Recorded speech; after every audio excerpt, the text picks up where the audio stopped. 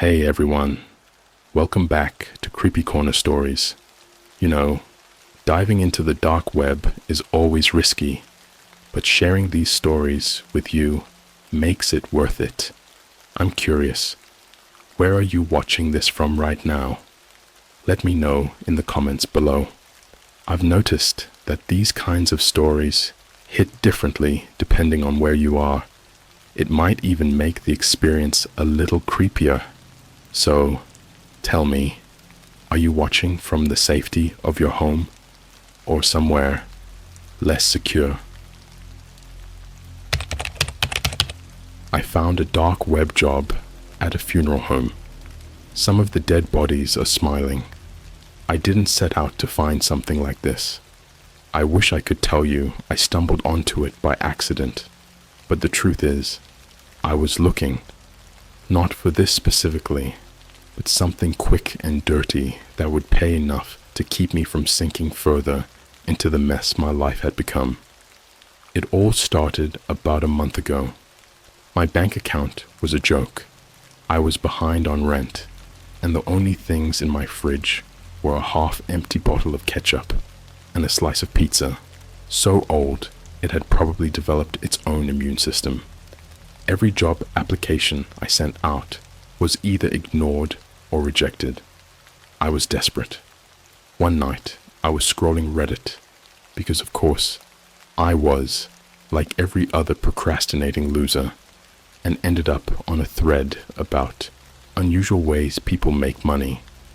Most of it was the same old stuff: plasma donation, weird online surveys, flipping stuff on eBay.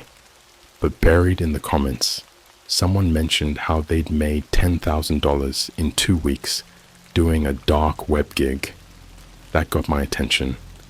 The reply didn't give any details, just a cryptic message about needing the right browser and how you had to know where to look.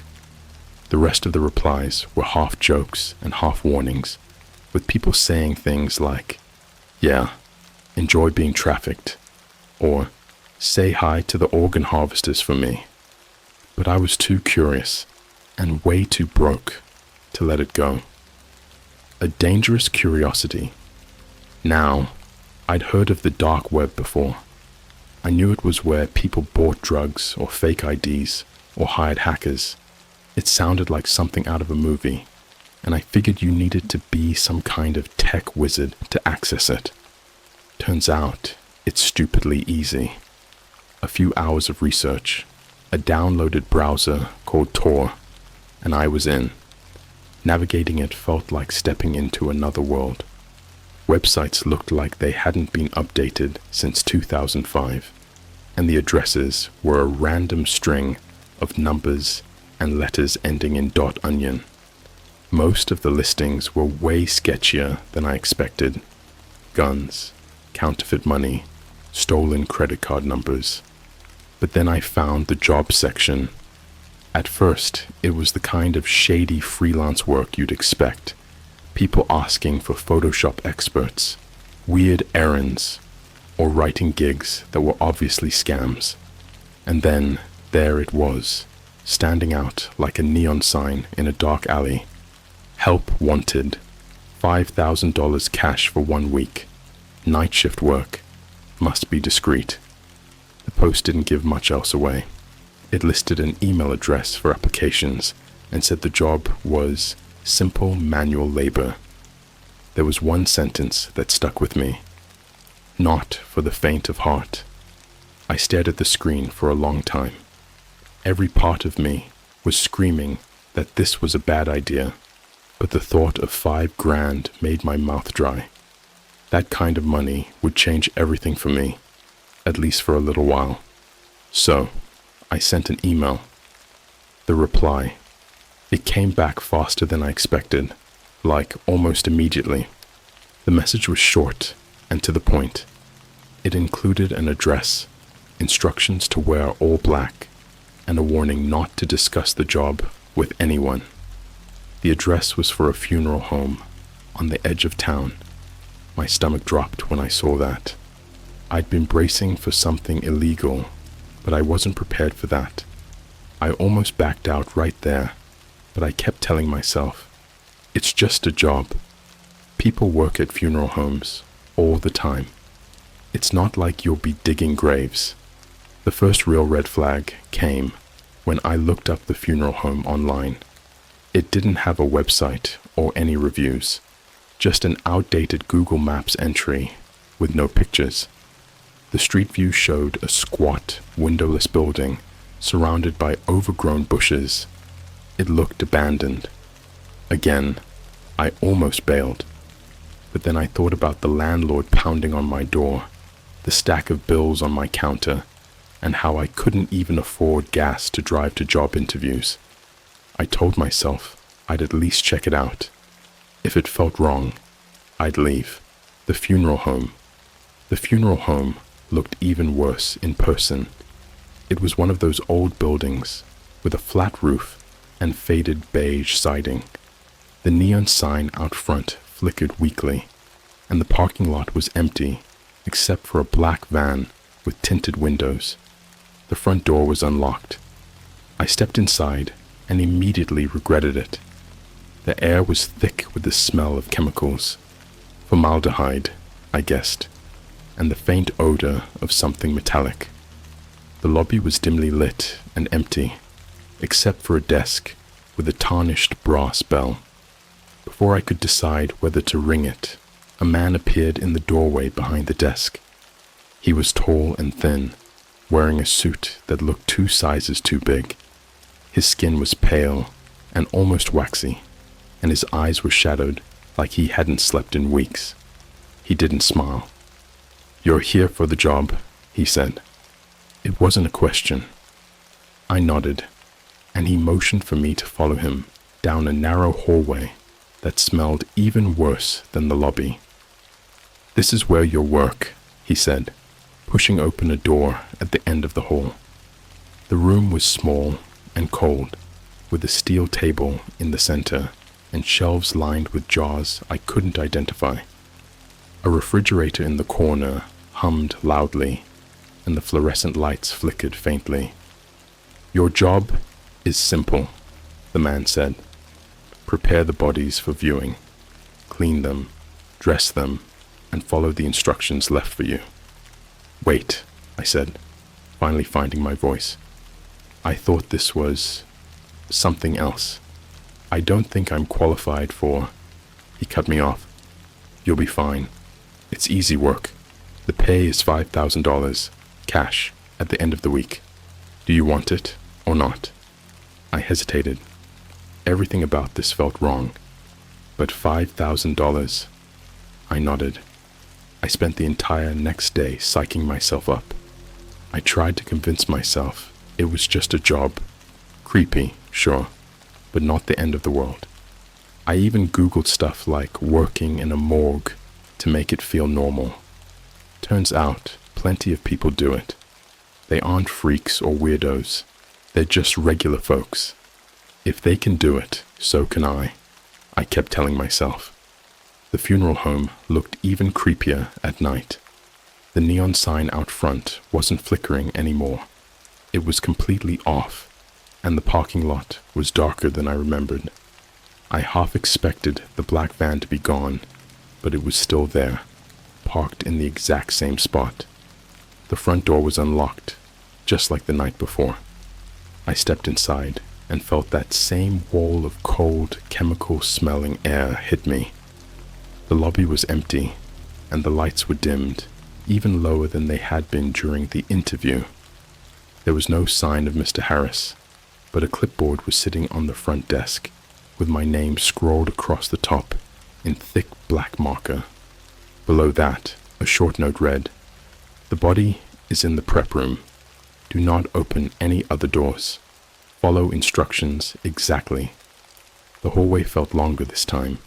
Each step echoed unnaturally loud in the silence, and the farther I walked, the heavier the air seemed to get. The prep room was just like I remembered it. Freezing cold, sterile, and unnervingly quiet. A single fluorescent light buzzed overhead, cast harsh shadows across the steel table in the middle of the room. The body was already there, zipped up in a black bag. The clipboard on the table had a checklist clipped to it. Remove clothing and jewelry. Clean the body thoroughly. Dress the body in the clothes provided. Sea bag. There was a large black duffel bag sitting on the floor next to the table. I stood there for a long time, staring at the body bag. I could feel my pulse pounding in my neck, and my hands were already slick with sweat inside the latex gloves. It's just a job, I told myself. People do this all the time. It's no different than handling a mannequin. But that's a lie. You know it's a lie. I finally unzipped the bag. The man inside looked like he was in his 50s, maybe early 60s. His face was pale and slack, with sunken cheeks and a faint bruise around one of his eyes. His lips were slightly parted, and his mouth looked wrong, like someone had tried to rearrange it and then changed their mind halfway through. And then I noticed something that made my stomach flip. He was smiling. It wasn't a natural smile. It was wide and strained, with his teeth just barely visible. It reminded me of those old wax dolls you see in museums, the kind that don't quite look human if you stare too long. I told myself it was just rigor mortis or something, but the longer I looked, the more it felt like his eyes were watching me, even though they were shut. The checklist didn't mention anything about moving the body, so I started by removing his clothes. His shirt and pants came off, easily enough, but when I reached for his shoes, I hesitated. There was something unnerving about touching his feet, like it made him more real somehow. His skin was colder than I expected, almost icy, and when I pulled off his sock, I noticed his toenails were fresh. They looked like they'd been trimmed that day. I shook it off and moved on to cleaning him. There was a bottle of what I assumed was some kind of antiseptic and a stack of cloths on the counter. I worked quickly, trying not to look at his face. The smell was the worst part, like chemicals mixed with something sickly sweet. When I was done, I opened the duffel bag. Inside was a crisp black suit, a white dress shirt, and a tie. Everything looked expensive, way too nice for the kind of guy who ends up on this table. There was also a pair of black dress shoes that shined like they'd just been polished. As I dressed him, I kept glancing at his face, expecting it to change somehow, but the smile stayed exactly the same, wide and fixed, like it was glued in place. The whisper. I was just finishing up, tying his shoelaces, when I heard it. At first, I thought it was the hum of the fridge or the fluorescent light overhead, but then it came again, a soft, low whisper that didn't sound mechanical at all. I froze, my hand still on the shoe. It sounded like someone was saying something just under their breath, right behind me. I didn't turn around. I couldn't. Every muscle in my body was locked in place, and my chest felt tight, like I couldn't get a full breath. The whisper came again, clearer this time. Don't. I swallowed hard, willing myself to move. Slowly, I straightened up and turned around. The room was empty, just like it had been all night. I looked back at the body. The smile was bigger now. I stumbled back, nearly knocking over the table. My breath was coming in short gasps, and my vision blurred at the edges. The man's mouth had stretched even wider, his teeth fully exposed now, like he was laughing at some private joke. Then his eyes opened. They weren't glassy or dull like you'd expect. They were bright and sharp, locked onto mine with an intensity that made my stomach churn. His lips moved slightly, but no sound came out. Just that horrible, stretched smile. I don't know how long I stood there, frozen in place. It could have been seconds, It could have been minutes, but when I blinked, everything was back to normal. His eyes were closed, and the smile was exactly how it had been before. I wanted to run. I wanted to leave that place and never come back. But then I thought about the money. $5,000. 1 week. I cleaned up the room, turned off the light, and left without looking back. The next night, I sat in my car for a good 10 minutes before I convinced myself to go inside. I'd spent all day replaying the last shift in my head, trying to rationalize what I saw, or what I thought I saw. Sleep deprivation, stress, maybe even the cold air messing with my head. That's what I kept telling myself. The parking lot looked the same as before, but something about it felt different. The black van was still parked in the exact same spot, but now I noticed how spotless it was. No dust, no scratches, no license plate. Just shiny, black metal. I couldn't shake the feeling that someone was watching me from behind the tinted windows.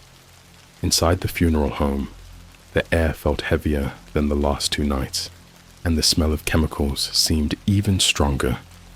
There was no note waiting for me this time, but the door to the prep room was cracked open, and I could see the edge of the steel table.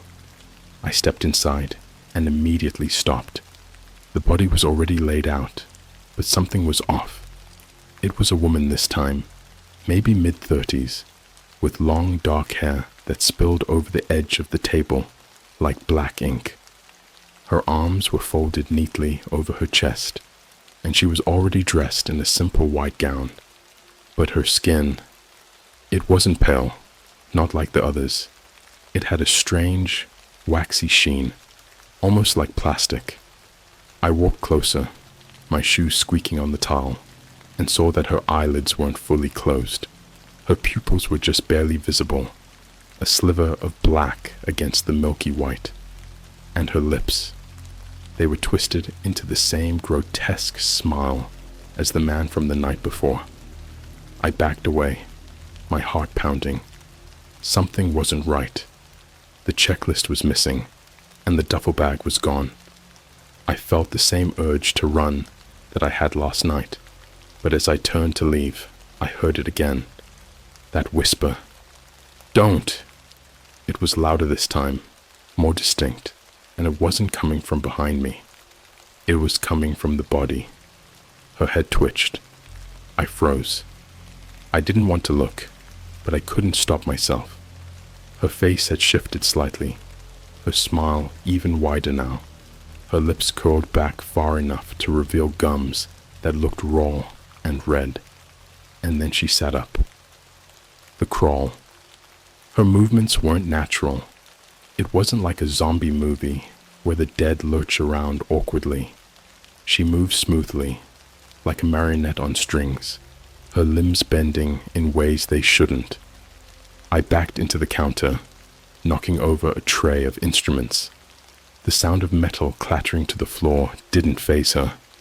She turned her head toward me, her neck cracking loudly with each movement, and her half-closed eyes locked onto mine. Her smile stretched impossibly wide, her cheeks tearing slightly at the corners. Dark liquid oozed from the wounds, but she didn't react. I bolted for the door.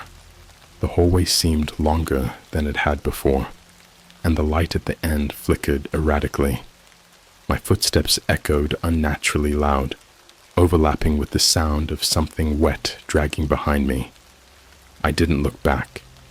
When I burst into the lobby, the first thing I noticed was the black van. The funeral home's front door was wide open, and the van's back doors were now ajar. A dim yellow light spilled out, illuminating something inside that I couldn't quite make out. Against every instinct in my body, I walked toward it. The inside of the van was lined with stainless steel, like the walls of a walk-in freezer. Strapped to the walls were rows of body bags, each one zipped up tight, except for one near the middle. The bag was open, and the body inside was wrong. It was pale, almost translucent, and covered in faint scars that looked like stitches. The face was turned away from me, but I could see its hand dangling limply over the edge of the bag. Its fingers twitched. I stumbled back, nearly falling, and that's when I saw them. Footprints. They weren't mine. They were wet, dark, and led from the van, back into the funeral home. The second body. I didn't want to go back inside, but something about those footprints kept pulling me toward them. They weren't just random. They were deliberate, like someone had walked slowly, deliberately, as if they wanted to be followed. The trail led back to the prep room, but when I stepped inside, the table was empty. The body, the woman, was gone. The room was a mess. The cabinet doors were open, tools scattered across the floor. The fluorescent light flickered wildly, casting jagged shadows across the walls. And then I saw the door. It was small, almost hidden in the corner, and I was sure it hadn't been there before. It was slightly ajar, revealing a narrow staircase leading down into the darkness. I don't know why I went down there. Every fiber of my being told me to leave, to run, and never look back, but my feet kept moving. The stairs creaked under my weight, and the air grew colder with each step. At the bottom was another door. This one was steel, with a keypad next to it. As I stared at it, wondering what the hell I was doing, the door creaked open on its own. Inside was a room unlike anything I'd ever seen. It was filled with rows of metal tables, each one holding a body. Some were covered with sheets, others weren't. The ones I could see were in various stages of something. Some looked like they'd been sewn back together, their limbs reattached with crude stitching. Others had tubes running into their veins, filled with a dark, thick liquid that pulsed slowly, as if it were alive. And then there were the jars. Dozens of them lined the walls, filled with what looked like organs suspended in murky fluid, but some of them were moving. I turned to leave, but the steel door slammed shut behind me, trapping me inside. The smile, the whisper came again, louder this time, echoing off the walls. "Don't go." The bodies on the tables began to twitch, their heads turning toward me in unison, their mouths stretched into the same impossible, grotesque smiles I'd seen before. And then, one by one, they started to sit up. The door slammed behind me with a force that made the entire room vibrate. I ran to it, clawing at the cold steel, but there was no handle, no way to open it from the inside. The air felt wrong, too cold, too thick. It smelled of rotting meat and burned hair, a nauseating mix that made my head spin. Behind me, the whispering grew louder. "Don't run." I didn't turn around right away. I couldn't. I pressed my forehead to the steel door and squeezed my eyes shut, trying to convince myself that this was some sort of nightmare, a stress-induced hallucination brought on by sleep deprivation. But the whispers wouldn't stop. "You came to us. You don't get to leave now." The voices weren't coming from one place. They were everywhere, echoing off the walls and seeping into my brain. And then I heard movement. The tables. The metal legs screeched against the concrete floor, a grating sound that set my teeth on edge. I forced myself to turn around, and the breath caught in my throat. The bodies were standing now, all of them.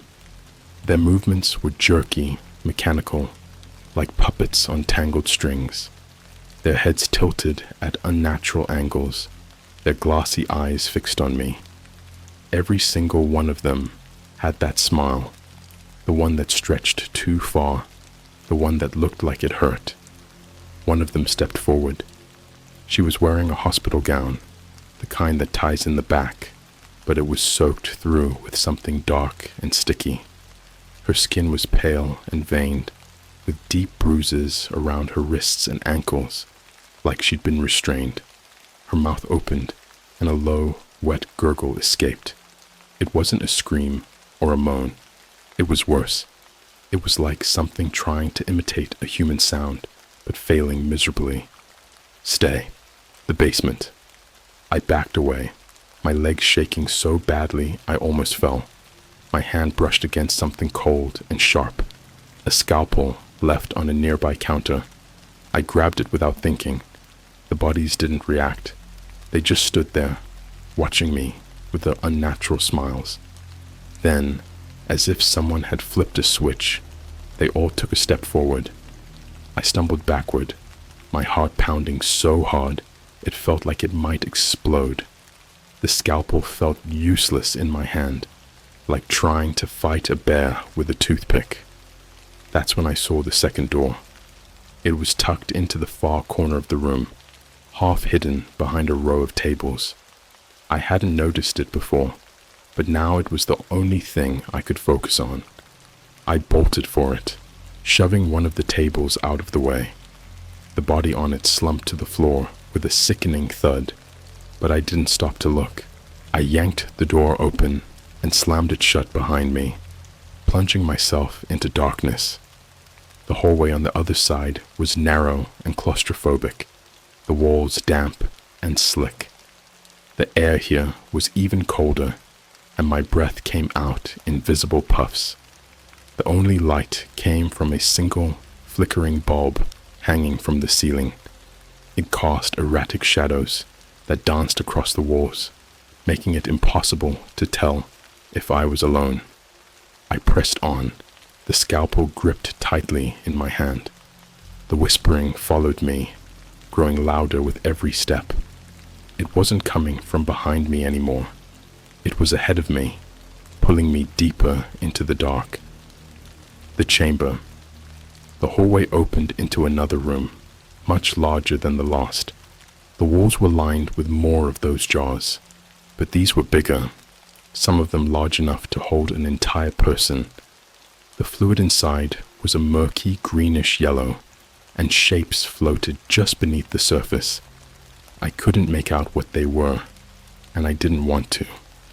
In the center of the room was a massive, circular table, and strapped to it was a body. This one was different. It was alive. The man on the table was thrashing weakly against his restraints, his mouth stretched wide in a silent scream. Tubes were connected to his arms, his legs, his chest, pumping that same dark liquid into his veins. His eyes snapped to mine, wide with terror, and he began to shake his head violently, as if begging me to leave. And then his face changed. The terror melted away, replaced by that same unnatural smile I'd seen on all the others. His head lolled to the side, and his body went still.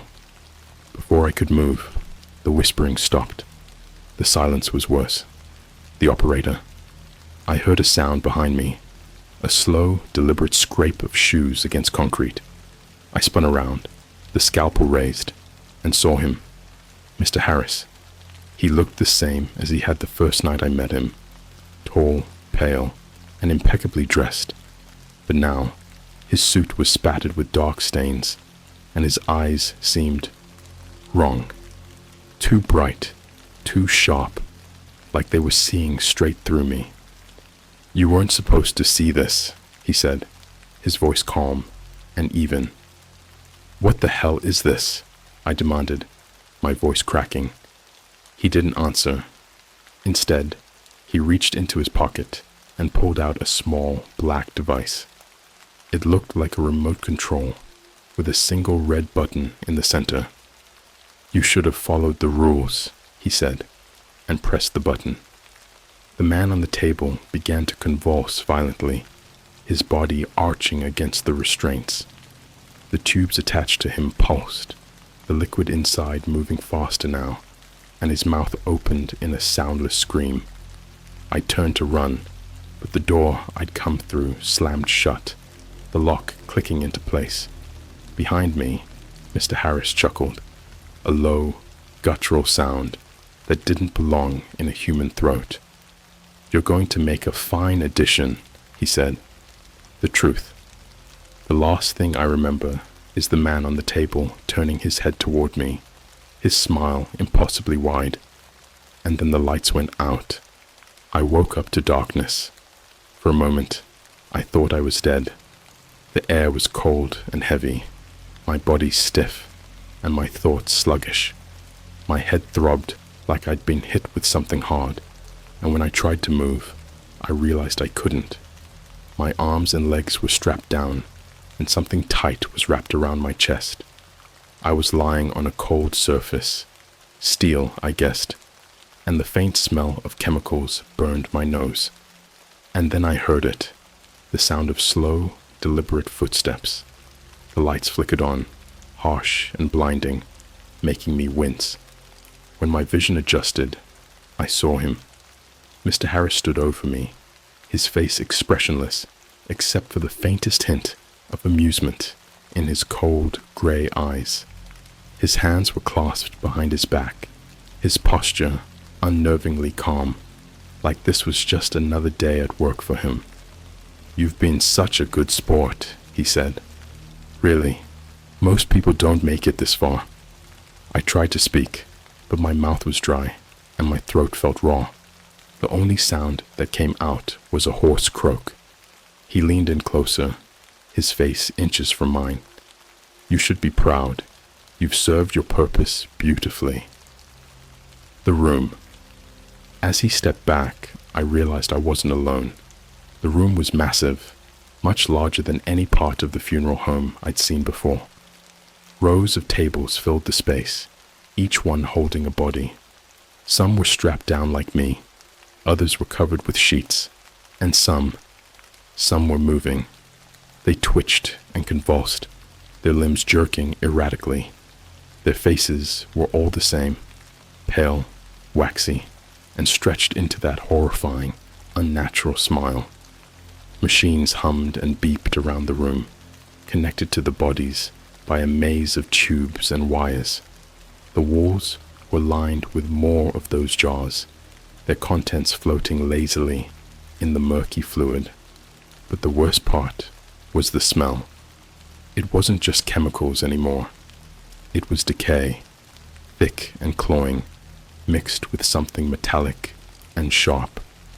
I struggled against the restraints, panic flooding every nerve in my body, but they didn't budge. "You're wasting your energy," Mr. Harris said, his voice casual. "The more you struggle, the harder this will be."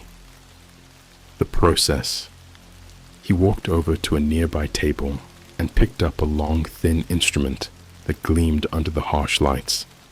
It looked like a scalpel, but longer and sharper, with a serrated edge. "This is my favorite part," he said, almost to himself. "The moment when it all comes together." I shook my head violently, trying to scream, but my voice was still barely a whisper. "Oh, don't worry," he said, smiling now. "You won't die. Not really." He gestured to the other bodies, his smile widening. "You'll be improved. You'll join them, and you'll serve. Just like they do." He pressed a button on a nearby machine, and the hum around the room grew louder. The tubes connected to the other bodies began to pulse, and the dark liquid inside them started to flow faster. The bodies twitched in unison, their movements growing more frantic. Their eyes snapped open, one by one, locking onto me. I wanted to look away, but I couldn't. It was like their gazes were holding me in place, forcing me to watch. "Do you know what this is?" Mr. Harris asked, holding up the scalpel. He didn't wait for an answer. "This is progress. Humanity has limits, you see. Weaknesses. I'm simply removing them. The transformation." He stepped closer, the scalpel glinting in his hand. "You'll feel a little pain," he said, his voice almost gentle. but only for a moment. After that, you'll thank me. The first cut was shallow, a thin line across my forearm. It burned, sharp and searing, but the pain was nothing compared to what came next. He inserted a needle into the cut, and I felt the cold liquid flooding into my veins. It was slow at first, a creeping numbness that spread from my arm to my chest, then down to my legs, and then the pain hit. It was like fire, like every nerve in my body was being ripped apart and stitched back together all at once. My back arched against the restraints, and I let out a scream so raw it felt like my throat was tearing. The bodies on the other tables began to twitch more violently, their mouths opening in soundless laughter. Their smiles stretched wider, their teeth bared in grotesque grins that seemed to mock me. The end. I don't know how long it lasted. It felt like hours, maybe days. By the time the pain stopped, I couldn't feel my body anymore. I could still see, though. I could still hear. Mr. Harris leaned over me, his face inches from mine. "There," he said, his voice almost tender. "You're perfect." I wanted to scream, to beg, to run, but I couldn't move. My body felt heavy, unresponsive, like it wasn't mine anymore. And then I realized I was smiling. It wasn't me. I wasn't doing it. But my lips stretched into that same grotesque grin I'd seen on all the others. The lights flickered overhead, and the machines hummed softly, their work done. Mr. Harris stepped back, admiring his handiwork. "Welcome to the family," he said. I don't remember much after that. Just flashes, being moved, being stored, the hum of machines, keeping me alive in ways I didn't understand. And then darkness. But every now and then, I wake up. Not fully, just enough to see, to hear, to feel the cold steel against my back. And I hear the whispers. They're louder now, clearer. They're not just whispers anymore. They're commands. And soon, I know I'll follow them.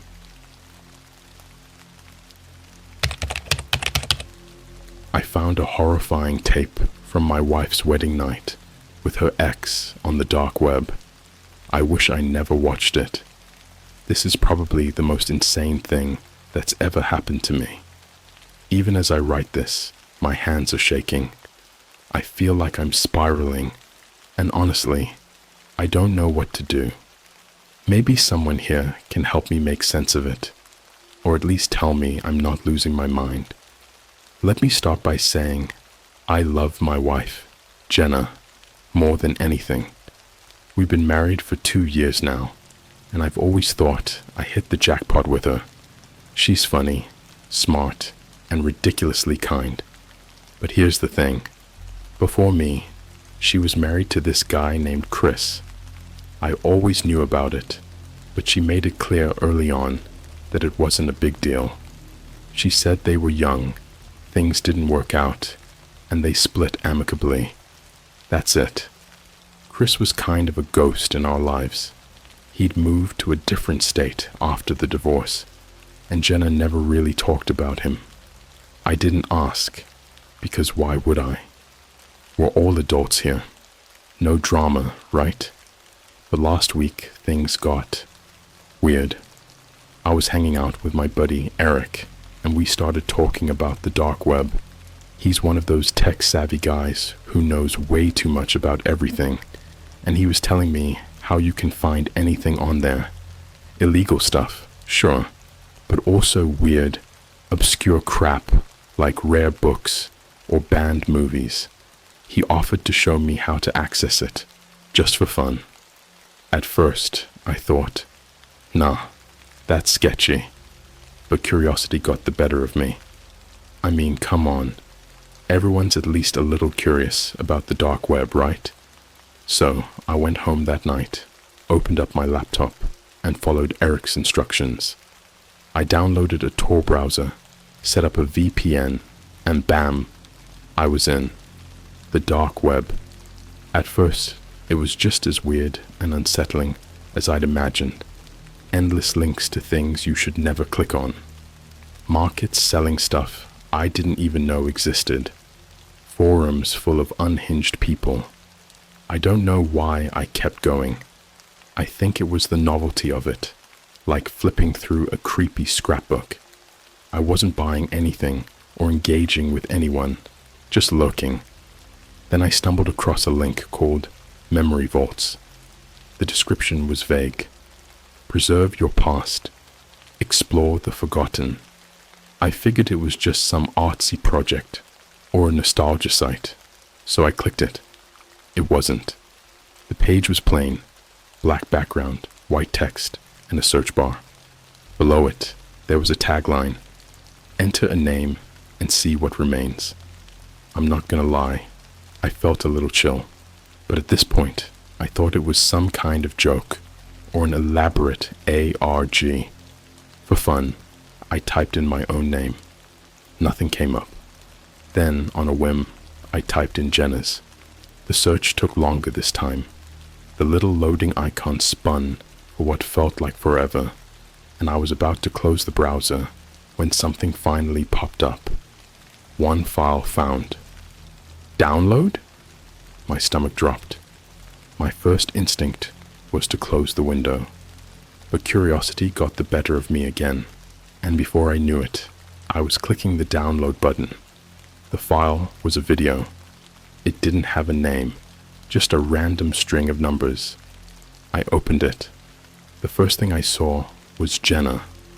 At first, I didn't process what I was looking at. The video was grainy, almost like it was shot on an old camcorder. Jenna was wearing a white dress, her wedding dress, and laughing. She looked so young, so happy. Chris was there too, sitting beside her in a tux. They were in some kind of hotel room, surrounded by balloons and half-empty champagne glasses. It was obvious this was footage from their wedding night. I felt weird watching it, like I was intruding on a private moment. But at the same time, I couldn't stop. There was something off about the whole thing. The laughter felt forced, like they were trying too hard to have fun. And the way Chris kept looking at the camera, it gave me this uncomfortable feeling, like he knew I was watching. Then the video cut to black. When it came back, the tone had completely shifted. Jenna was sitting on the bed, her dress torn and dirty. She was crying, whispering something I couldn't make out. Chris was standing in the corner of the room, staring at her with this blank, almost robotic expression. "Why are you doing this?" Jenna sobbed. Chris didn't answer. He just walked toward the camera and picked it up. The screen went black again, but I could still hear their voices. "Please don't," Jenna started, but her voice cut off abruptly. I closed the video. My heart was pounding, and I felt like I was going to throw up. What the hell had I just watched? I told myself it was fake, that someone had made it to mess with me.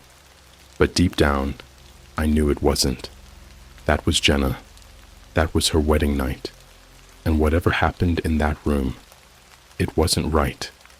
That night, I didn't sleep. I kept hearing Jenna's voice in my head, over and over. "Why are you doing this?" And the worst part? I couldn't shake the feeling that Chris wasn't looking at her when she said it. He was looking at me. I woke up the next morning with a headache that felt like someone was drilling into my skull. Sleep was a joke. I had spent the entire night staring at the ceiling, replaying that video in my head on a loop. Every detail was burned into my brain. The way Jenna's voice cracked when she spoke, the eerie blankness in Chris's eyes, and that suffocating silence right before the video cut off. But here's the thing. I couldn't figure out why the video existed. It didn't make sense. Jenna had told me a dozen times that her marriage to Chris was nothing special. If anything, She made it sound boring. She never mentioned anything remotely like whatever that was. I kept telling myself it was fake, but the more I thought about it, the harder it was to believe. It wasn't just Jenna's face or voice. It was the way she moved, the subtle expressions on her face, things you can't fake, not even with deep fakes or whatever they're calling it these days. I needed answers, so I did what any sane person would do. I tried to act normal. When Jenna woke up, I was already in the kitchen making coffee. She shuffled in, wearing her oversized hoodie and pajama pants, yawning like nothing was wrong. I watched her carefully, looking for, I don't know, something, a crack in her facade, a sign that she wasn't who I thought she was. "Morning," she mumbled, grabbing her mug. "Morning," I said, my voice way too cheerful. "Hey, quick question. Do you have any old videos from when you and Chris were together?" She froze for half a second, then shrugged. "I don't think so." "Why?" "I don't know. Just curious. I was thinking it might be fun to look back on, like how different you were back then." Her eyes narrowed, but not in a suspicious way, more like she thought I was being weird. "Why would I want to watch that? That part of my life is over." "Fair enough," I said, trying to sound casual. But inside, I was spiraling. That half-second pause, it was subtle, but I caught it. It wasn't like she was lying exactly, but it felt like she was holding something back. I decided to drop it and play along with our normal routine, but my mind was already racing. I needed to know more about Chris. The search for Chris. After Jenna left for work, I went full detective mode. I started by Googling Chris. His name wasn't super common, so it didn't take long to find him. Turns out he's living in some tiny town in Ohio now. He's got a LinkedIn profile, a couple of social media accounts, and not much else. His Facebook was mostly empty, just a few random posts and pictures of his dog. But then I stumbled across an old photo album he'd made public. It was from his wedding to Jenna. Looking at those pictures was like stepping into a parallel universe. Jenna looked the same, but different. Her smile wasn't the same one I knew. It looked strained, like she was trying to convince herself she was happy. And Chris was the same guy from the video, but there was something unsettling about him. Even in the candid shots, he always seemed too aware of the camera. I saved the photos to my phone. I didn't know why at the time, but something told me I'd need them. The rabbit hole deepens. That night, I went back to the dark web. I told myself I was being stupid, that I was going to delete the video and move on, but instead, I found myself back on that memory vault site. This time, I typed in Chris's name. 3 files popped up. The first was another video, labeled with the same random string of numbers as Jenna's. The second was a document file. The third was a folder labeled Extras.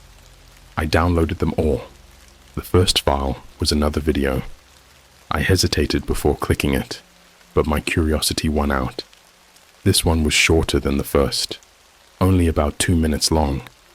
It started with Chris standing in a dimly lit room, holding the camera himself. His face was partially obscured, but I could see enough to tell he was smiling. "Hey," he said, his voice low and calm. "If you're watching this, it means you're curious. That's good. Curiosity is what brought me here too. Let me show you something." The camera panned down to a table. On it was a photo of Jenna. It was one I hadn't seen before. She looked even younger than in the wedding video, maybe in her early 20s. Beside the photo was a small, worn-out book. The camera zoomed in on the book, and I could just barely make out the title, The Call of the Hollow Man. "I found it here," Chris said, his voice tinged with something that sounded like reverence. It changed everything. The video ended abruptly, leaving me staring at a black screen. The document. The second file was a document, written in plain text. Most of it was gibberish, fragments of sentences, random strings of numbers and letters, and phrases that didn't make any sense. But one line stood out. The night you see yourself in the glass, you'll know it's already too late. I had no idea what it meant, but it sent a shiver down my spine. The folder. The final file. The folder labeled extras was full of images. At first, they seemed random, blurry photos of rooms, landscapes, and people I didn't recognize. But then I found something that made my blood run cold. It was a photo of Jenna. She was sitting in a chair, her hands tied behind her back. Her face was bruised, her eyes wide with terror. Chris was standing behind her, holding the same worn-out book from the video. And here's the part that's been haunting me ever since. In the background, reflected in a mirror on the wall, I saw myself. It wasn't a photo of me. It couldn't have been. But the man in the reflection was wearing my clothes, standing in a room that looked eerily similar to our bedroom. I slammed my laptop shut and threw it across the room. Whatever was happening, it wasn't just about Chris or Jenna anymore. It was about me. And I was starting to wonder if I'd just made the biggest mistake of my life by opening that first file. I didn't touch my laptop for the rest of the night. Hell, I couldn't even stay in the same room as it. I kept pacing around the house, replaying the images in my head. Jenna tied up, bruised, and terrified. Chris looming over her with that creepy book. And the reflection, the thing that shouldn't have been there. The me that wasn't me. I told myself it had to be a trick, some kind of elaborate prank. Maybe Eric was messing with me. He was the one who got me on the dark web in the first place. But even as I tried to convince myself, I knew it didn't add up. Eric didn't have photos of Jenna. He wouldn't know about Chris or their wedding night. And that reflection, no one else could have known. When Jenna came home that evening, I nearly jumped out of my skin. I was sitting on the couch, staring at the blank TV, when she walked in and tossed her purse onto the counter. "You okay?"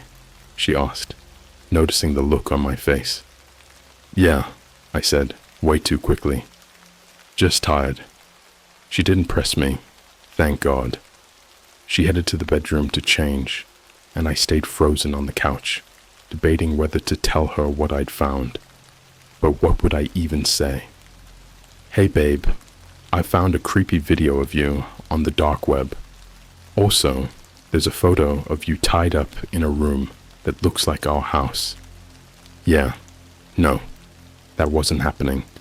But I couldn't just sit there either. I needed to know more.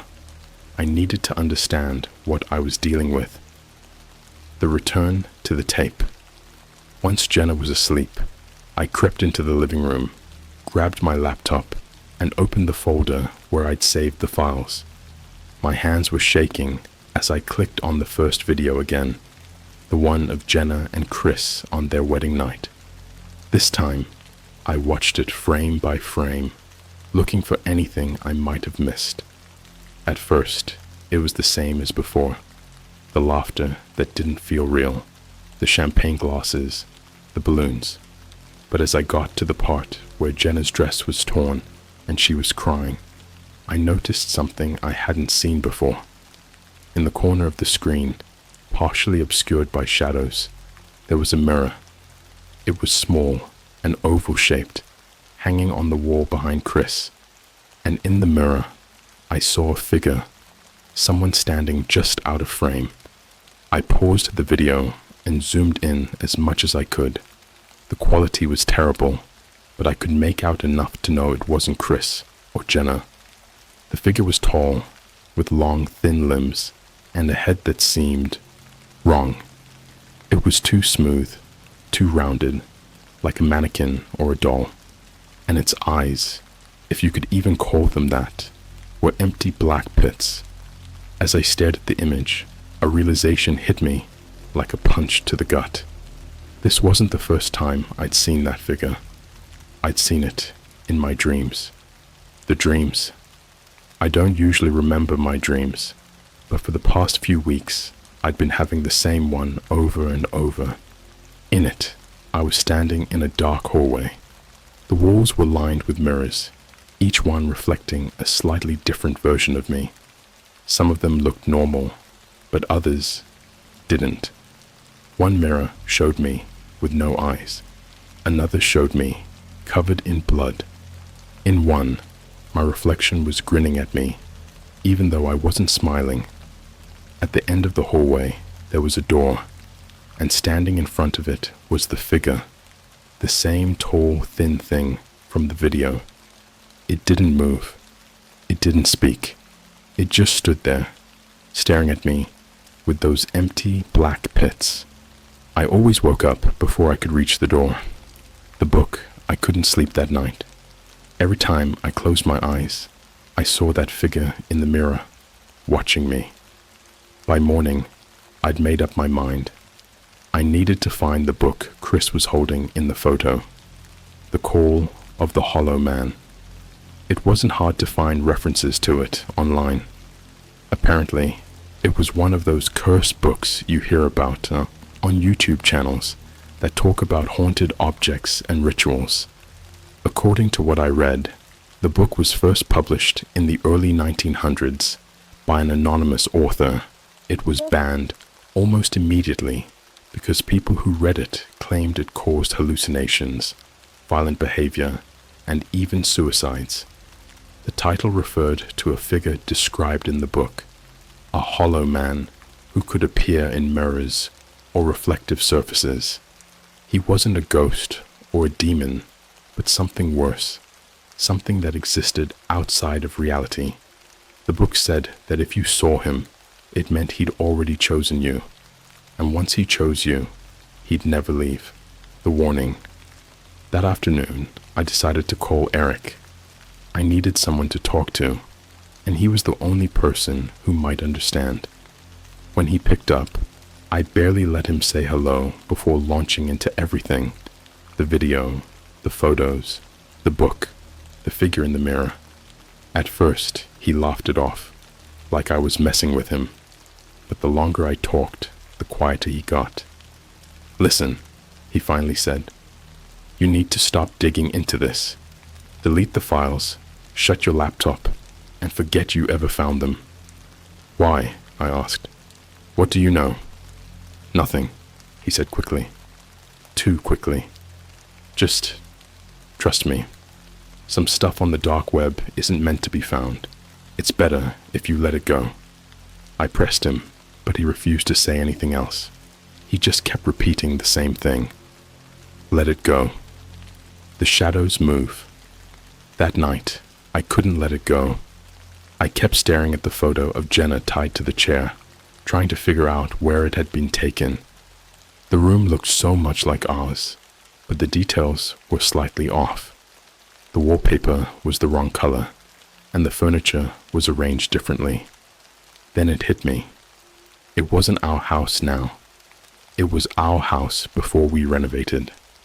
I grabbed my phone and scrolled through old pictures from when we first moved in. Sure enough, the wallpaper in the photo matched what was in our bedroom before we painted it. The chair she was tied to. It was the same one we'd thrown out when we bought new furniture. The photo wasn't just a random image. It was taken in our house. The reflection.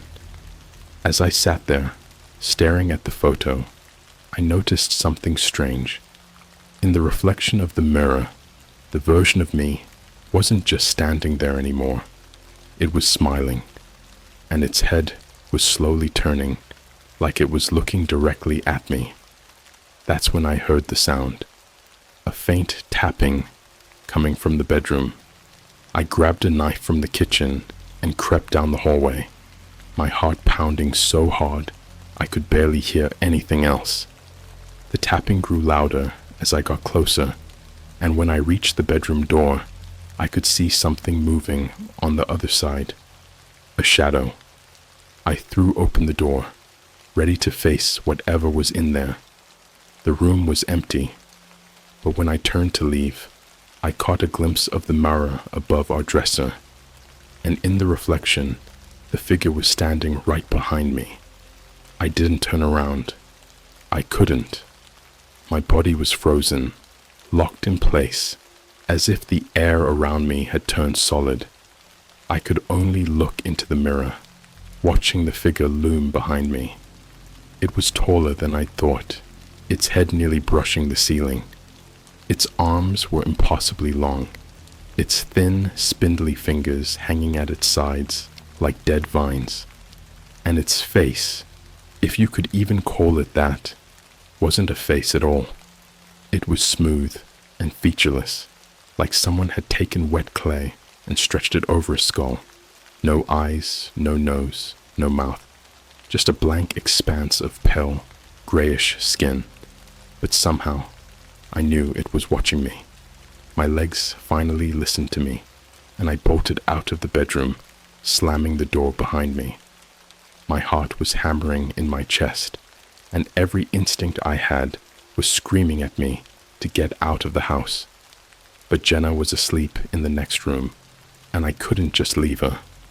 I grabbed my phone from the kitchen counter and called Eric again. Pick up, I whispered, pacing in frantic circles. When he answered, I didn't even give him a chance to say hello. It's here, I said, my voice shaking. There was a pause. Then, what do you mean, it's here? The Hollow Man, or whatever it is, I said. It's in my house. It was behind me in the mirror. Did you turn around? He asked. His voice was sharp now, urgent. No, I said. Good. Whatever you do, don't turn around. Don't look directly at it. Mirrors are the only way it can manifest. If you don't look at it, it can't hurt you.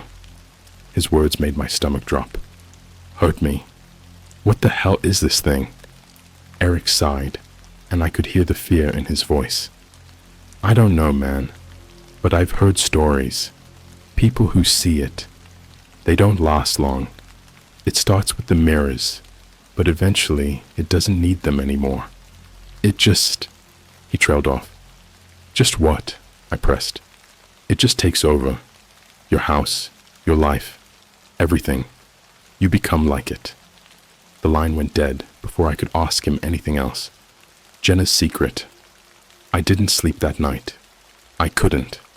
Every time I passed a reflective surface, windows, the microwave, even my phone screen, I saw movement, just little flickers of something in the corner of my eye. By the time Jenna woke up, I was sitting at the kitchen table, staring at the blank wall in front of me.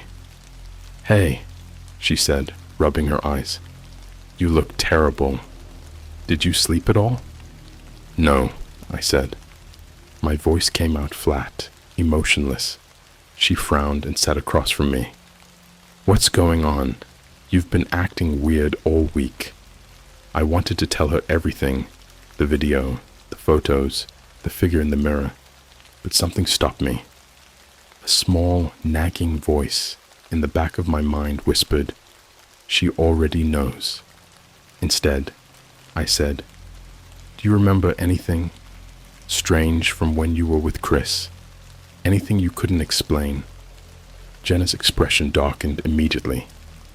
Why are you asking about him again? I just need to know, I said. Please. She hesitated, then sighed. There were things, she admitted. Chris was into some weird stuff.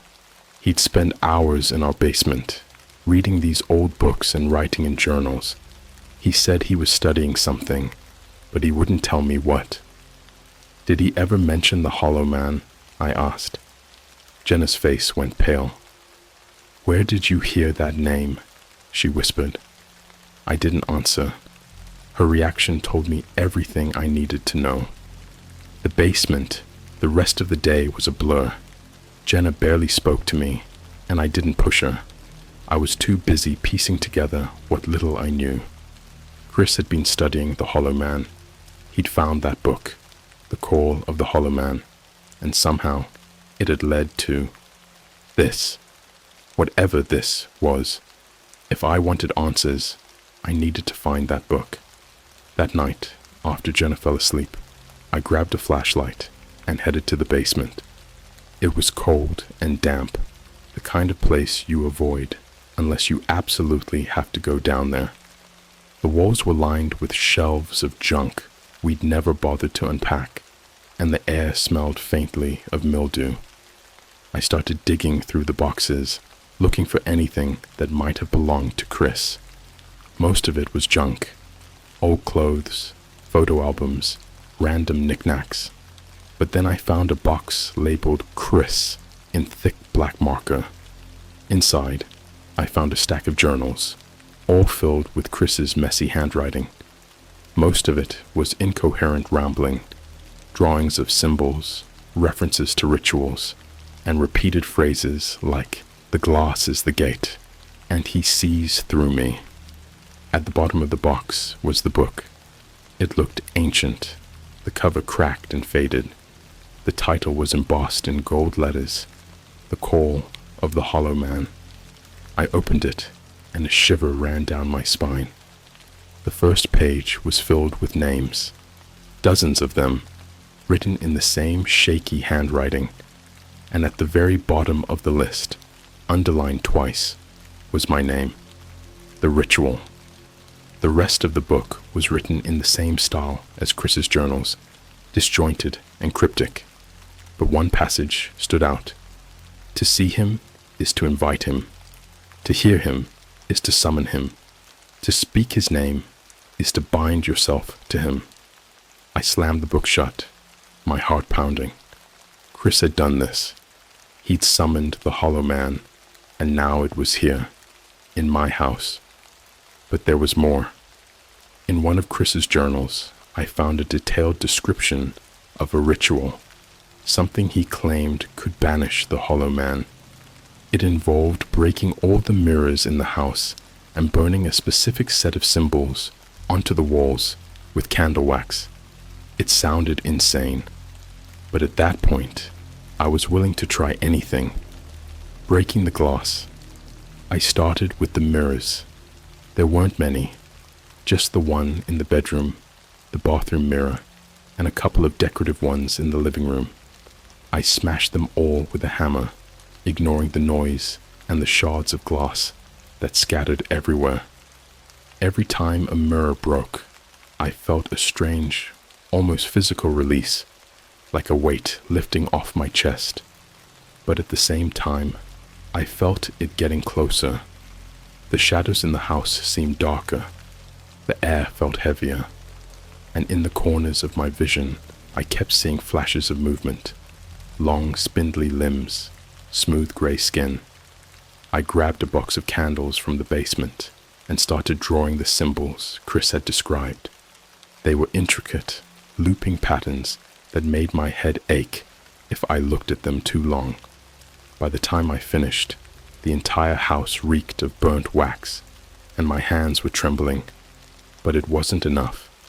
As I lit the final candle, I heard a sound that made my blood run cold. It was coming from the bedroom, a soft, rhythmic tapping. The choice.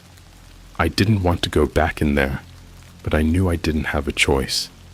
Clutching the hammer in one hand and the book in the other, I crept down the hallway. The tapping grew louder with every step, echoing through the silence. When I reached the bedroom door, I stopped, my heart hammering in my chest. The door was ajar, and through the crack, I could see the mirror above the dresser. It wasn't broken, and in the mirror, I saw the figure. It wasn't standing behind me this time. It was sitting on the bed, staring at the door, waiting for me to come inside. I stood outside the bedroom. The door barely cracked open. Inside, the tapping continued, slow and deliberate, like it wanted me to hear every single sound. The figure in the mirror didn't move. It sat perfectly still on the edge of the bed, its head tilted slightly, as if listening. I knew it was waiting for me. My grip tightened on the hammer, and I glanced down at the book in my other hand. The ritual. It was supposed to work, wasn't it? Break the mirrors, burn the symbols, and the hollow man would be banished. That's what Chris's notes had said. But the mirror above the dresser wasn't broken. Why? I needed to destroy it. I pushed the door open with my foot, stepping into the bedroom. The air was thick and stifling, like walking into a furnace. My skin prickled, and I felt something heavy pressing down on my chest.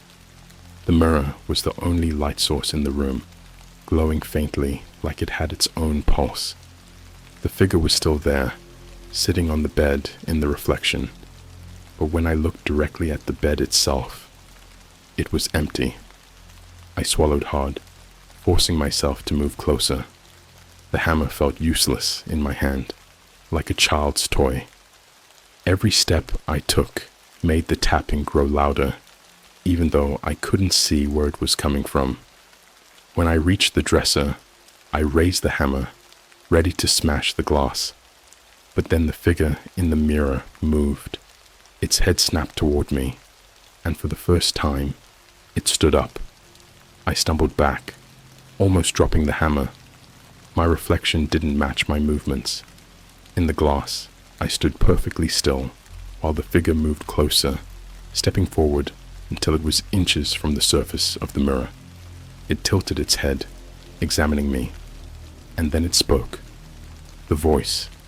Its voice was wrong, low and guttural, like it was dragging the words through gravel, but somehow it sounded familiar, like an echo of my own voice, distorted beyond recognition. "You invited me," it said. "You opened the gate." "No," I whispered, shaking my head. "I didn't." "You looked for me," it interrupted. "You called my name. You saw me in the glass. You let me in." The tapping stopped. Behind me, the bedroom door creaked shut. I spun around, but the room was empty.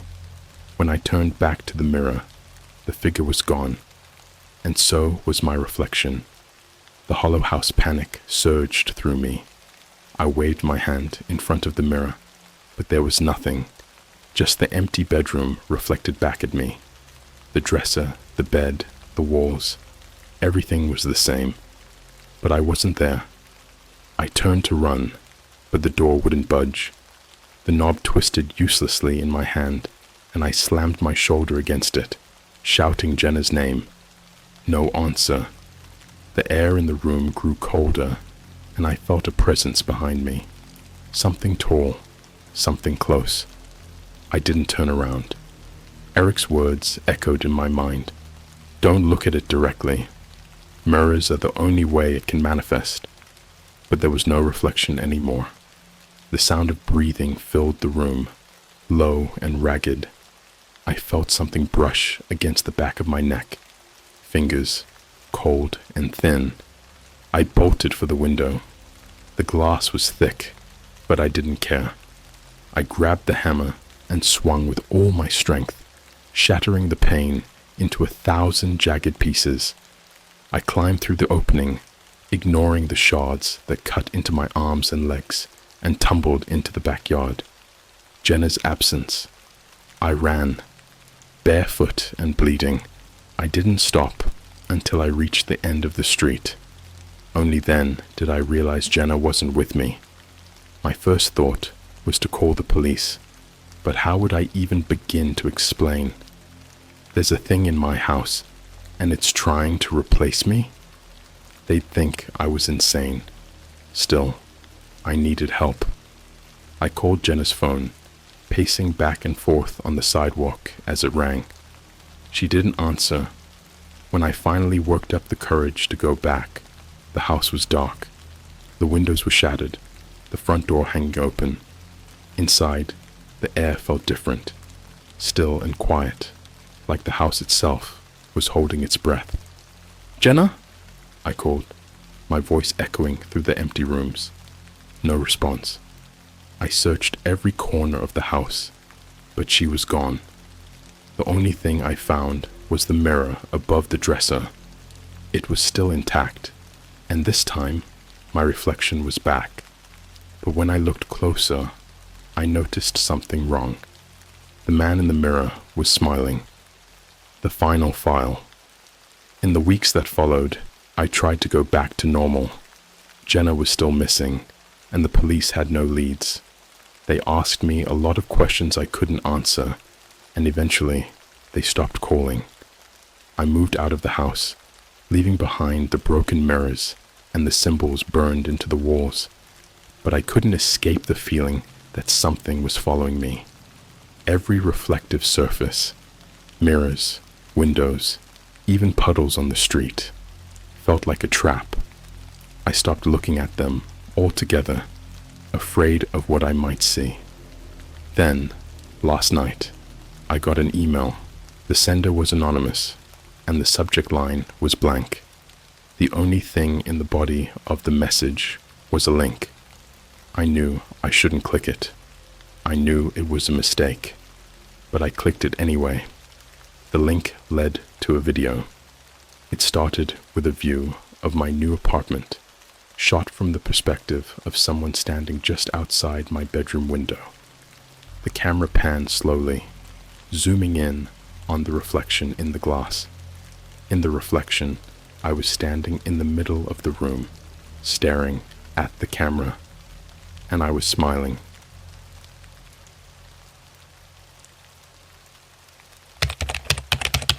I found my dead brother on a dark web blacklist.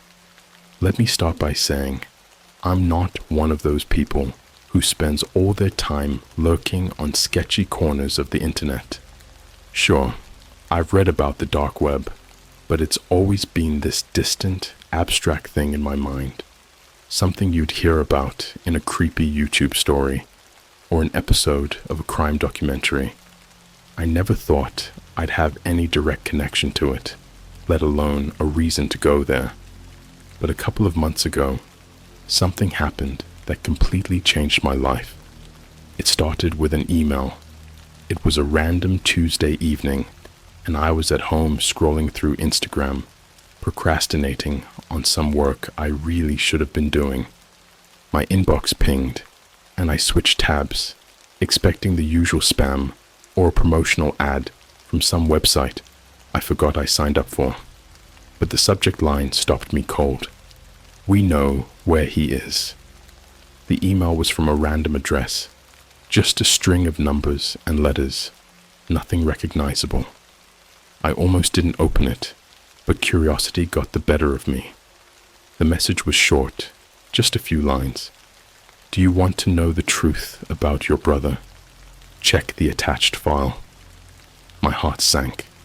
My brother Luke had been missing for over 2 years. He disappeared without a trace on a summer night in 2022. One moment he was at a friend's party, and the next he was gone. No calls, no texts, no signs of foul play. Just vanished. The police investigated for months, but they found nothing. Eventually, they ruled it a cold case. My family was devastated, especially my mom, who still leaves a light on in his old room every night, just in case he comes home. So seeing this email felt like someone had ripped the scab off an old wound. At first, I thought it was a cruel prank. People online can be heartless, especially when it comes to stuff like this. But something about the email felt different. It wasn't just some troll messing with me. It felt deliberate. Against my better judgment, I downloaded the file. It was a text document, and it just had a single link, a .onion link. I froze. I might not be a dark web expert, but even I knew that .onion links meant trouble.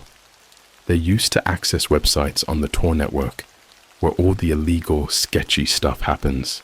Drugs, hitmen, human trafficking. I wanted to delete the email and pretend I never saw it, but my hand hovered over the mouse. What if it was real? What if someone out there knew what happened to Luke? I ended up downloading Tor, the anonymous browser you need to access the dark web. It felt like I was stepping into some forbidden world. My screen turned black, and the browser opened with a stark, minimalist interface that made me feel like I was doing something illegal just by being there. I copied the link from the email and hit enter. The page that loaded was completely blank, except for one thing: a search bar. Above it was a message in bold red text. Enter a name. I hesitated. What was I doing? This could be a scam, or worse, some kind of trap. But then I thought of Luke, of all the sleepless nights, all the questions my family never got answers to. I typed his name. The screen went black for a moment, and I thought my laptop had frozen. But then a list appeared. It was a table, like something you'd see in an Excel spreadsheet. Each row had a name, a date, and something else that made my stomach turn. A status. Most of the statuses said things like processing or pending, but a few of them said terminated. I scrolled down, my heart pounding harder with each line, and then I saw it. Luke C.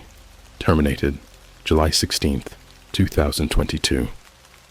It felt like the floor had dropped out from under me. That was the night he went missing. The same date. My hands were shaking so badly, I could barely hold my mouse. I didn't know what to do. Who made this list? Why was Luke on it? And what did terminated even mean? I didn't have time to process any of it, because suddenly a chat window popped up on the screen. Hello, Rachel. You have questions. We have answers. I swear to God, I almost threw my laptop across the room. How did they know my name? The cursor blinked, waiting for me to respond. Against every instinct screaming at me to shut the laptop and call the police, I typed back, "Who are you?" They replied instantly, like they were waiting for me. Let's just say we're in the business of secrets, and your brother had some big ones. I didn't understand. Luke was just a regular guy. He worked at a coffee shop, played guitar, hung out with his friends. He wasn't some secret agent or criminal mastermind. What could they possibly mean? Before I could ask, they sent another message. If you want to know the truth, meet us. Tomorrow, 11 p.m., behind the old McDonald's on Fairview Street. And then the window closed. Just like that, the site disappeared, leaving me staring at my desktop like none of it had even happened. I didn't sleep that night. My mind was racing with possibilities. What if it was a trap? What if it was real? Should I go? I thought about calling the police, but what would I even tell them?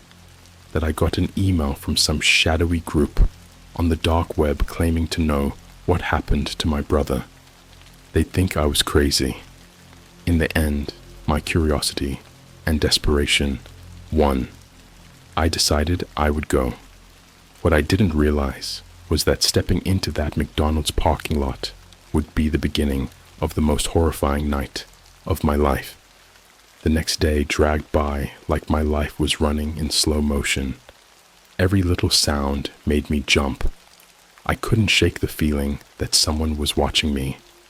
I swear, even when I was at Starbucks grabbing my morning coffee, I kept checking over my shoulder. Paranoia was clawing at me, but the weird thing was, I hadn't told anyone about the email. Not my mom, not my friends, not even my best friend Jess. The clock seemed to taunt me all day. When it finally hit 10:30 p.m., I grabbed my hoodie, my car keys, and my phone, and headed out. My mom had already gone to bed, so I didn't have to explain why I was sneaking out late at night. As I walked to my car, the stillness in the air felt oppressive, like the world was holding its breath. The McDonald's on Fairview Street had been closed for years. It was one of those places you pass by without a second thought, a graffitied husk of a building with busted windows and a chain-link fence that no one cared enough to repair. I got there around 10:50 p.m. and parked a little ways down the street, keeping my car within sight. I stood by my car for a minute, staring at the empty lot. The golden arches were long gone, leaving just a rusted metal frame where the sign used to be. My chest was tight, and my palms were slick with sweat. I didn't want to go in. Every instinct was screaming at me to turn around, get in my car, and drive home. But then I thought of Luke. I couldn't just leave, not if there was even the slightest chance of finding out what happened to him. The parking lot was eerily quiet. No cars, no people, just the faint hum of a streetlight flickering above. As I made my way toward the back of the building, I noticed a black van parked near the edge of the lot. It looked like the kind of van you see in bad horror movies. The windows tinted so dark they might as well have been painted black. I kept my distance, my eyes darting around the lot, but there was no one in sight. Just me, the van, and the decrepit building. My stomach churned as I approached the back of the McDonald's, where the dumpsters used to be. That's when I saw him. A man was leaning against the wall, smoking a cigarette. He was tall, with a thin, wiry frame, and dressed in a black hoodie and jeans. His face was shadowed under the hood, but when he looked up at me, I felt my blood run cold. His eyes, there was something wrong with them.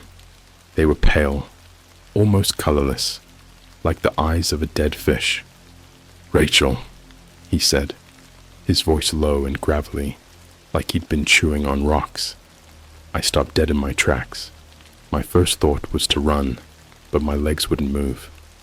"Relax," he said, smirking like he could see the fear plastered all over my face. "I'm not gonna hurt you."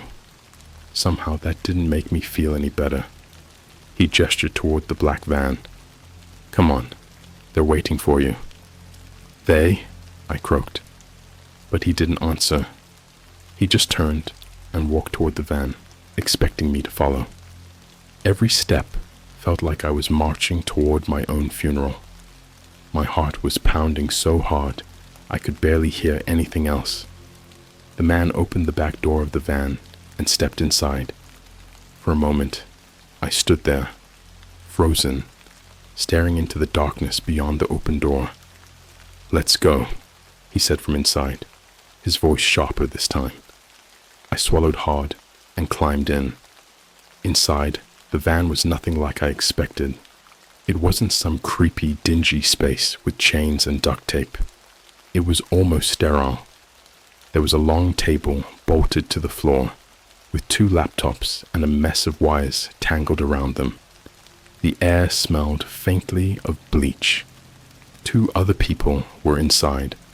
A woman in her 30s with dark hair pulled into a tight ponytail, and a man wearing glasses who looked like he'd been surviving on nothing but caffeine and paranoia. They didn't say a word as I sat down. The man from outside shut the door and took a seat across from me. "All right, Rachel," he said, his pale eyes locking onto mine. "You want answers about your brother? This is where it starts." "What is this?" I asked, my voice trembling. "Who are you people?" The woman leaned forward, resting her elbows on the table.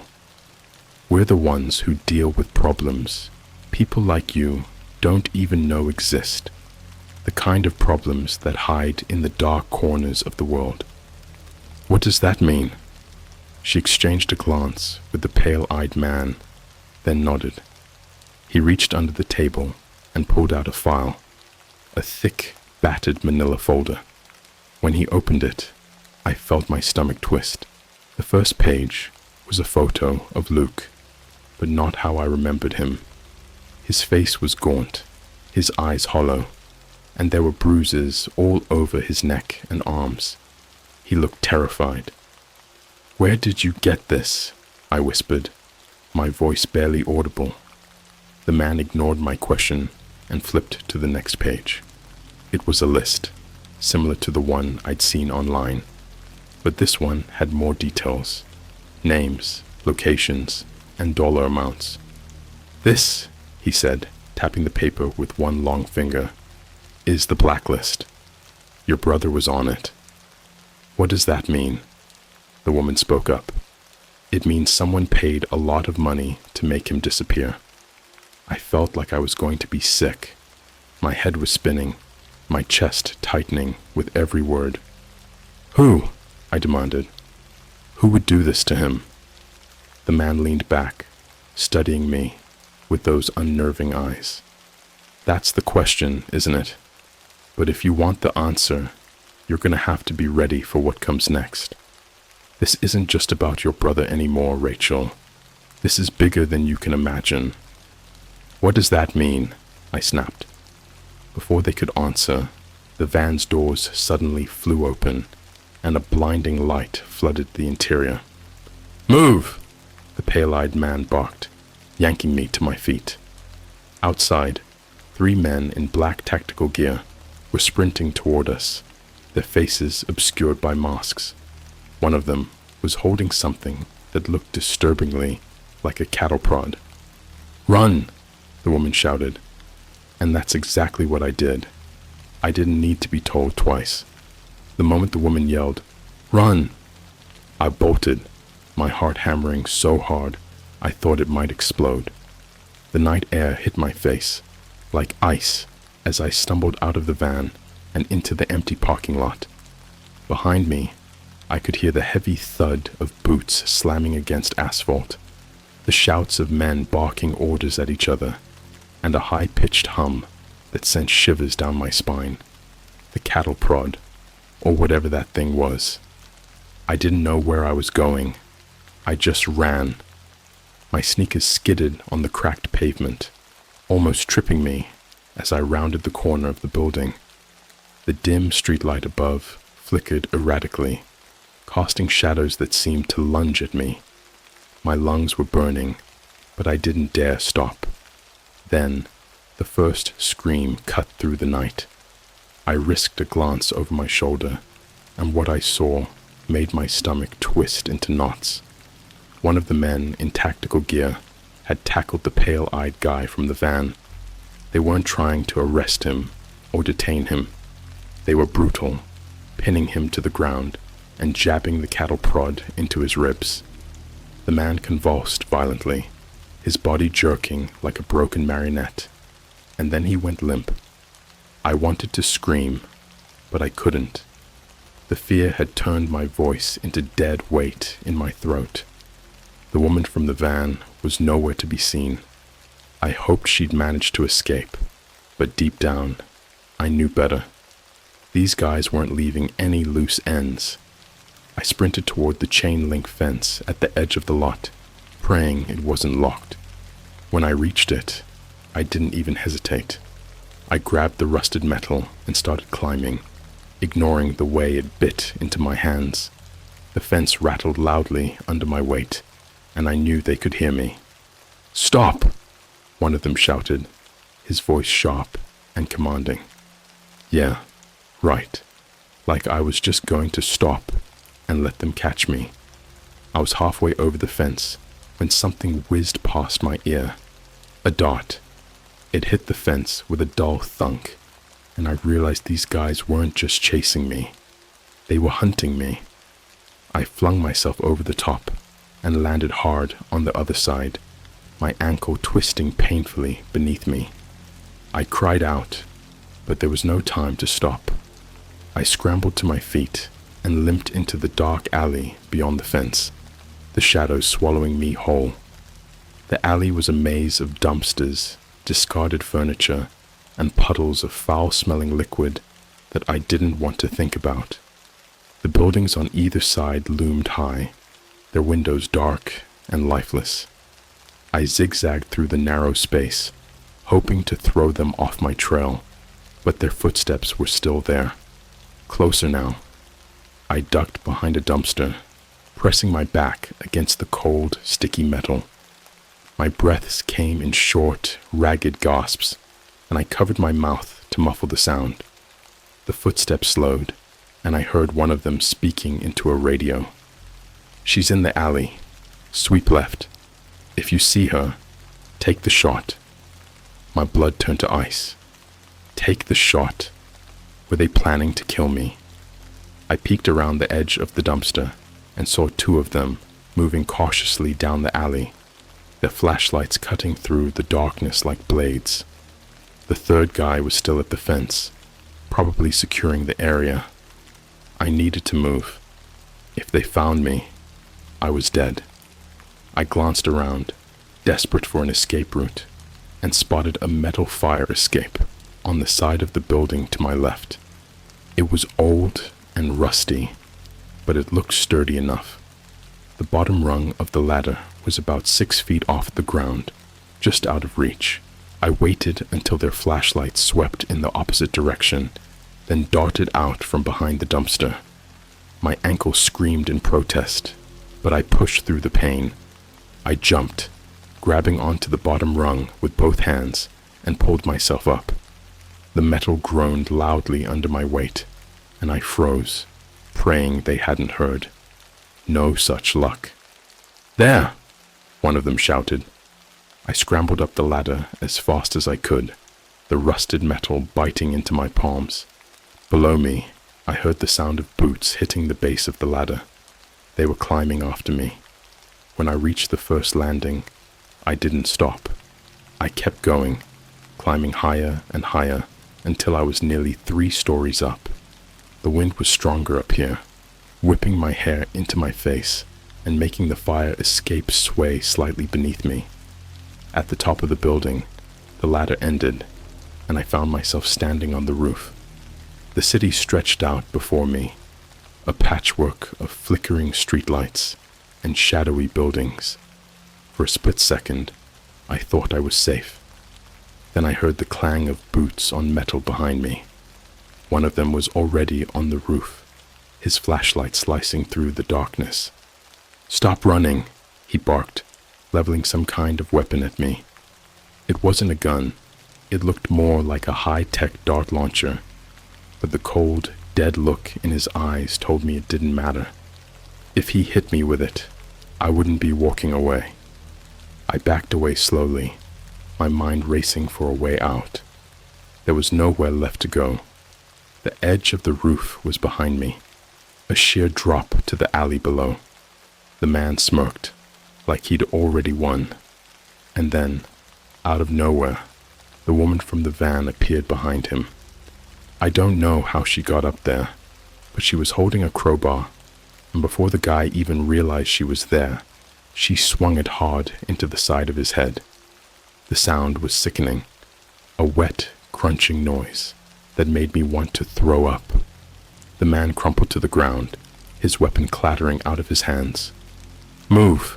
she yelled at me, blood dripping from the crowbar. Without thinking, I ran toward her. She grabbed my arm and pulled me toward the edge of the roof. "Jump," she said, her voice grim.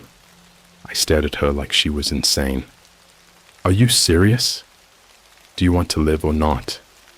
Before I could argue, she shoved me off the roof.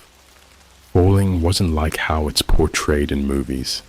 It wasn't graceful or cinematic. It was chaos, wind whipping past me, the sickening lurch in my stomach, and the terrifying realization that I had no idea what was waiting below. I hit something hard, and for a moment, I thought it was the ground. Pain exploded through my shoulder and ribs, but instead of splattering onto pavement, I bounced off a metal awning, the impact knocking the air out of my lungs. The awning groaned under my weight, sagged, then ripped, sending me crashing into a pile of cardboard boxes and trash bags in the alley below. I laid there, stunned and gasping for breath. My entire body throbbed, and I was sure I'd broken something. Above me, the edge of the roof was a jagged silhouette against the night sky. And then I saw her. The woman was still up there, standing at the roof's edge with the crowbar in one hand. She looked down at me, her face shadowed but calm, like she'd done this 100 times before. Then a gunshot rang out. The sound was deafening, bouncing off the walls of the alley. The woman jerked, stumbling backward. For a second, I thought she was going to fall, but she regained her balance, clutching her side. Even from down below, I could see the blood soaking through her jacket. She turned to face whoever had fired, and I saw her lips move. I couldn't hear what she said, but it didn't matter. Another shot rang out, and this time, she didn't get back up. Her body crumpled to the rooftop, disappearing from view. I wanted to scream, but all I could do was lie there, frozen. I didn't have long to think. The sound of boots echoed down the alley, coming closer. They were still after me.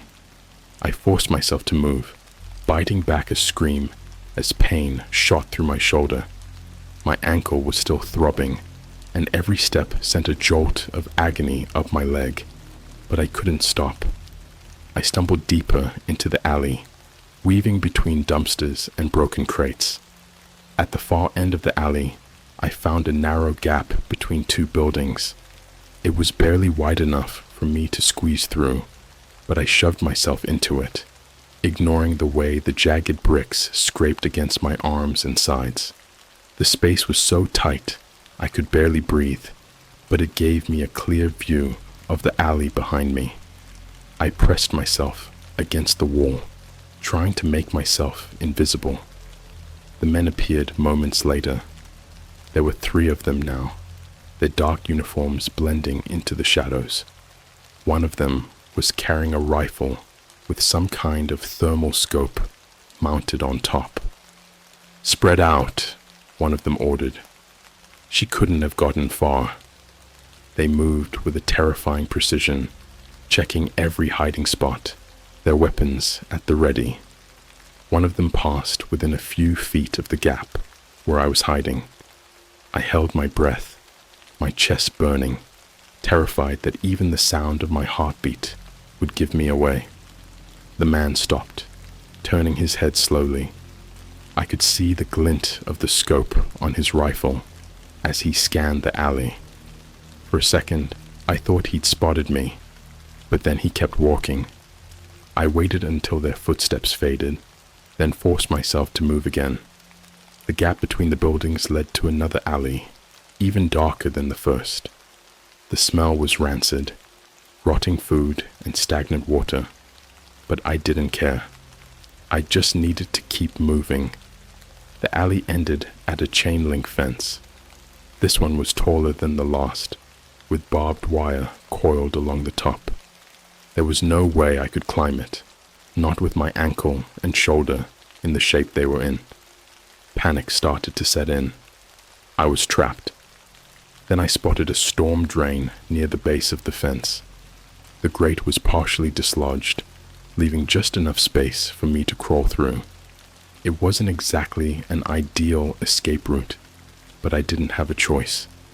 I dropped to my knees, gritting my teeth against the pain, and squeezed through the opening.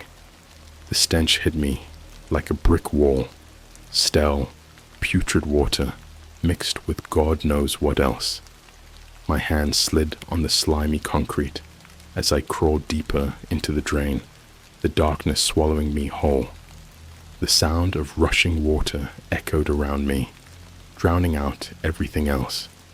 The tunnel was pitch black, the kind of darkness that makes you feel like you're suffocating. I had to feel my way forward, one hand in front of the other, the cold, wet surface slick beneath my fingers. I didn't know where the tunnel led, but I had to hope it was somewhere far away from the men hunting me. After what felt like an eternity, the tunnel opened up into a larger chamber. A faint light filtered in from a grated opening above, just enough for me to see the stagnant pool of water in the center of the room. The walls were covered in graffiti, symbols and words that didn't make any sense to me. I collapsed against the wall, my body shaking, and that's when I heard it. A faint tapping sound coming from deeper in the tunnel. Tap, tap, tap. It was slow, deliberate, like someone tapping a metal pipe against the wall. I froze, my breath catching in my throat. The tapping grew louder, closer. Tap, tap, tap. I scrambled to my feet, ignoring the pain that shot through my ankle, and backed away from the noise. My eyes darted around the chamber, searching for another way out, but there was nothing. Then I saw the shadow. It wasn't one of the men from the alley. It was something else. Its movements were jerky, unnatural, like a puppet being controlled by invisible strings. It emerged from the darkness, its form just barely visible in the dim light. It wasn't human. Its face was a pale, featureless mask, and its body was unnaturally thin, its limbs too long for its torso. It moved with a strange, almost mechanical grace, its head tilting to the side as if studying me. I backed away, my hands shaking so hard I could barely hold onto the wall for support. The thing raised one long, spindly arm, pointing directly at me, and then it spoke. Its voice wasn't human. It was a low, guttural sound, like the grinding of metal against stone. "You shouldn't have come here, Rachel." My brain couldn't process what I was looking at. The words it spoke echoed in my head. "You shouldn't have come here, Rachel," like it knew me, like it had been waiting for me. I pressed myself against the wall, my breath ragged and shallow, unable to tear my eyes away from the thing. Its featureless face tilted slightly, as if amused by my fear. What are you?" I choked out, my voice barely a whisper. It didn't answer. Instead, it took a step forward, the sound of its bare feet on the wet concrete sending shivers down my spine. "I didn't mean to." My voice cracked. "I just want to know what happened to my brother." At that, it froze. For a moment, the only sound was the faint dripping of water from the tunnel. Then, it raised its arm again, pointing past me. I turned slowly, dread pooling in my stomach. Behind me, another figure was emerging from the shadows, but this one was different. It was Luke, or what used to be Luke. His skin was ashen, his clothes torn and stained, and his eyes, those same hollow, lifeless eyes I'd seen in the photo. His head twitched unnaturally as he stumbled forward, like he was being controlled by invisible strings. "Luke?" My voice cracked, tears blurring my vision. "Oh my God! Luke!" I ran toward him, ignoring every screaming instinct to get the hell out of there. But as I got closer, I realized something was horribly, horribly wrong. His mouth opened, but the sound that came out wasn't human. It was a guttural, distorted noise, like static mixed with a low growl. His movements were wrong, stiff, and mechanical, like a broken animatronic. "Rachel!" His voice was layered, overlapping like multiple recordings played at once. I stopped dead in my tracks, my heart pounding so hard it felt like it might burst. "What did they do to you?" I whispered, my voice trembling. He tilted his head, that static noise, growing louder. His lips moved, but the words came out fragmented, like a scratched record skipping over itself. "They made me something else." Before I could process what he said, the first figure, the faceless one, spoke again. "Your brother is theirs now. He belongs to the blacklist." I shook my head, tears streaming down my face. He's not something. He's my brother." Luke, or whatever he had become, took another step toward me. His arm twitched, then raised slowly, pointing at my chest. You shouldn't have looked for me, he said, his voice splintered and distorted. You should have left me in the dark. Stop, I screamed. You're scaring me. Suddenly he lunged. I barely had time to react. His hands, cold and unnaturally strong, grabbed my arms, pinning me against the wall. His grip was like iron, his face inches from mine. They're coming for you too, he hissed, his voice so distorted it made my ears ache. And then, just as quickly as he'd grabbed me, he let go. He stumbled back, his body convulsing violently. His head snapped back, and I saw something horrific. A metal device embedded in the back of his skull, wires snaking down into his spine. Run, he rasped, his voice flickering like a dying light bulb.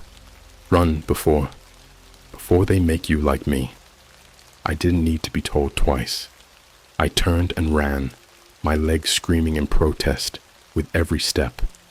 The tunnels seemed to stretch on forever, twisting and branching like a maze designed to trap me. Behind me, I could hear Luke's distorted voice, shouting something, but I didn't dare look back. Finally, I saw it, a faint glow of light ahead, a way out. I sprinted toward it, my breath coming in ragged gasps. The light grew brighter, and I realized it was another grate, just wide enough for me to squeeze through.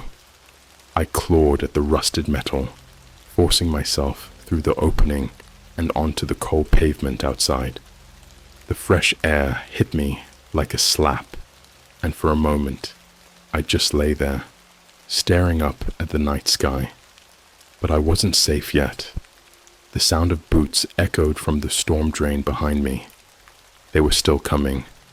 I forced myself to my feet, every muscle in my body screaming in pain, and stumbled toward the nearest streetlight. Cars were passing in the distance. Actual cars, with actual people. Civilization. I made it to the sidewalk and flagged down the first car I saw, a beat-up sedan with a middle-aged man behind the wheel. Help me, I screamed, banging on the hood. Please, you have to help me. The man looked at me like I was insane, but he unlocked the door. Get in, he said, his voice shaky. I climbed in and slammed the door behind me. Drive, I gasped. Just drive. He didn't ask questions. He just pressed the gas, and the car lurched forward. As we sped away, I glanced out the back window. The storm drain was empty. Whoever or whatever had been chasing me wasn't there anymore. But I knew it wasn't over. Luke's voice echoed in my head. They're coming for you too. And I knew he was right.